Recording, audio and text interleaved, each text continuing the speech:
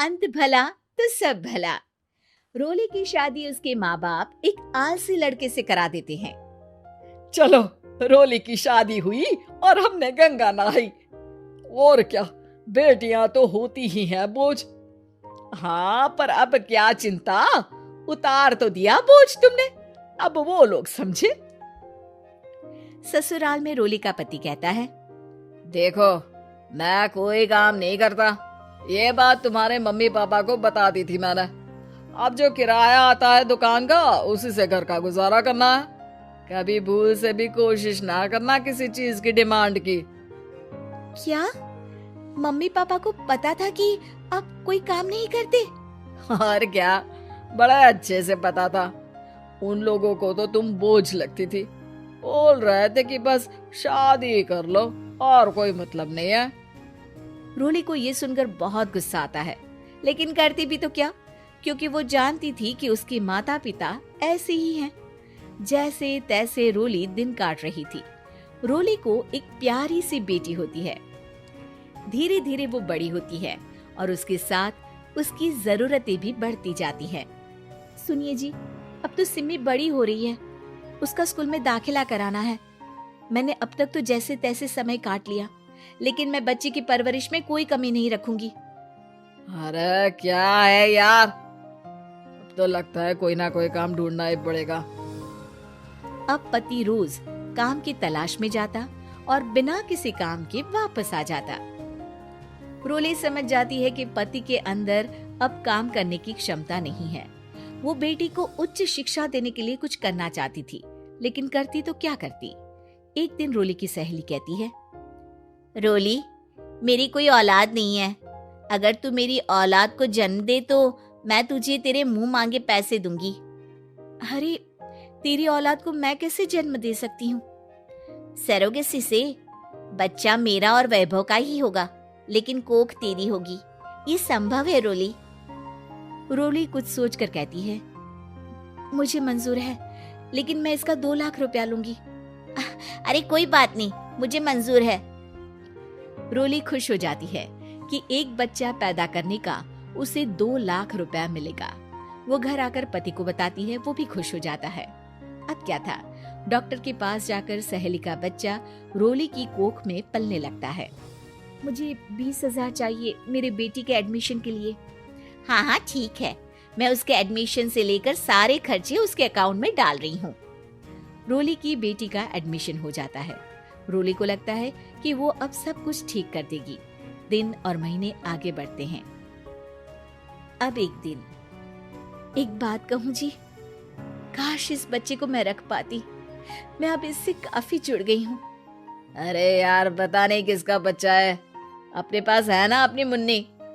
हाँ, लेकिन अब मैं भी इस बच्चे से जुड़ाव फील करने लगी हूँ, लेकिन मैं ये जानती हूँ कि ये मेरा बच्चा नहीं है।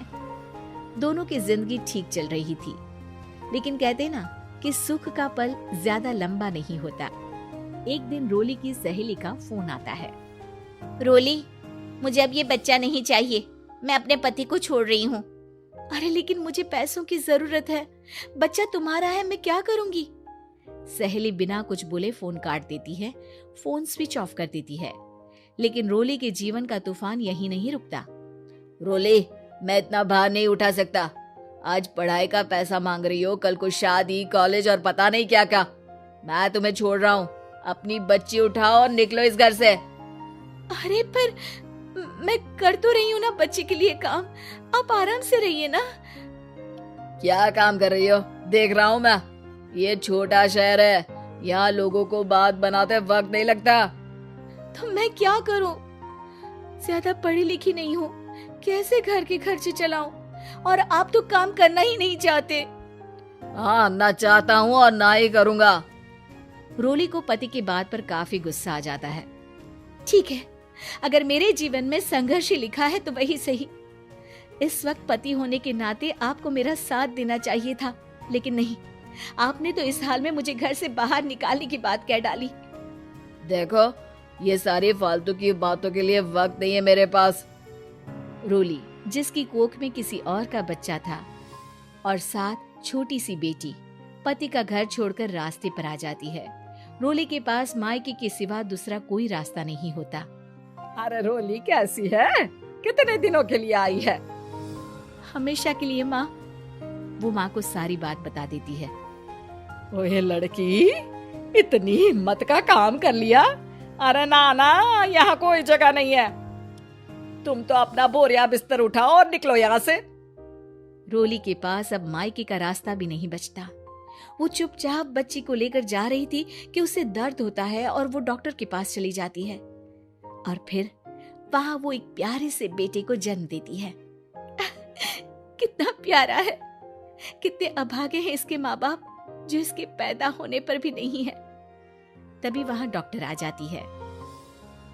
रोली, बच्चे के पिता तुमसे मिलना चाहते हैं। आपका बहुत बहुत शुक्रिया। मैं इस बच्चे को पालूंगा, भले ही इसकी माँ ने इसे छोड़ दिया हो, पर मैं अपनी जिम्मेदारी निभाऊंगा।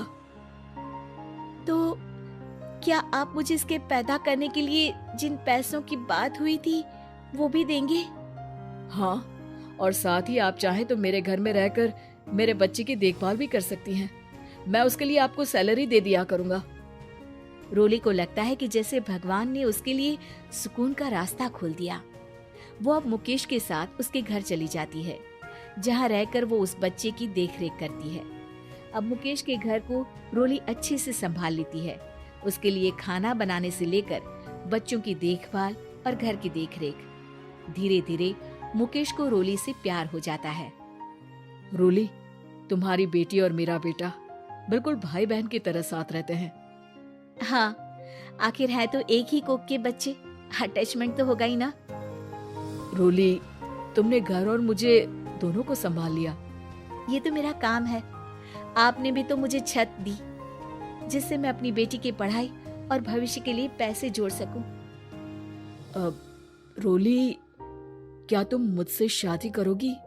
अब मैं जानता हूँ तुम्हारी भी शादी कुछ खास अच्छी नहीं रही। रोली को मुकेश की बात ठीक लगती है। वो उसे हाँ बोलने की सोच ही रही होती है कि उसके पहले पति का फोन आ जाता है। रोली, मैं बहुत परेशान हूँ। मेरा एक्सीडेंट हो गया है। मैं चाहता हूँ तुम वापस आ जाओ। रोली को पुराने पति की चिंता होने लगती है। वो सोचती है कि वो क्या कर रही थी। हाँ ठीक है, मैं आ रही हूँ। हाँ रोली, आ जाओ, लेकिन बच्ची को कहीं हॉस्टल में छोड़कर आना, क्योंकि मैं नहीं चाहता कि हम लोगों के बीच फिर से वो सारी बातें हो। रोली को समझ आ जाता है कि पति आज भी सुधरा नहीं है। वो पति के पास जाने से इनकार कर मुकेश को हाँ कर देती है।